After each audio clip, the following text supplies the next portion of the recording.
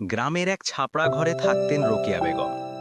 স্বামী মারা যাওয়ার পর মাত্র 5 বছরের ছেলেকে নিয়ে তিনি শুরু করেন নতুন এক যুদ্ধ, বেঁচে থাকার যুদ্ধ আর ছেলেকে মানুষ করার যুদ্ধ। রোকেয়া প্রতিদিন ভোরে উঠে অন্যের বাড়িতে কাজ করতেন, ভিজে ধান শুকুতেন, পুকুরে নেমে বাসন মাজতেন, আবার বাজারে খেজুরের গুড় বিক্রি করতেন। রোদ, বৃষ্টি, কাদা কোনো কিছুই তাকে থামাতে পারত না, কারণ তিনি জানতেন তার ছেলে রাহিম একদিন মানুষ হবে, মাথা উঁচু করে দাঁড়াবে। রাহিম যখন স্কুলে যেত, খাবার দিতে না পারলে রোকেয়া নিজের ভাগের ভাতটুকু রেখে দিত তার জন্য। রাতে রাহিম পড়তে বসলে মোমবাতির আলোতে রোকেয়া চুপচাপ সেলাই করতেন, চোখে ক্লান্তি, তবুও মুখে হাসি। একদিন স্কুল থেকে রাহিম পুরস্কার পেল, জেলায় প্রথম। সারাক্ষণ কাজ করা সেই মায়ের মুখে সেদিন দীর্ঘদিন পর সত্যিকারের এক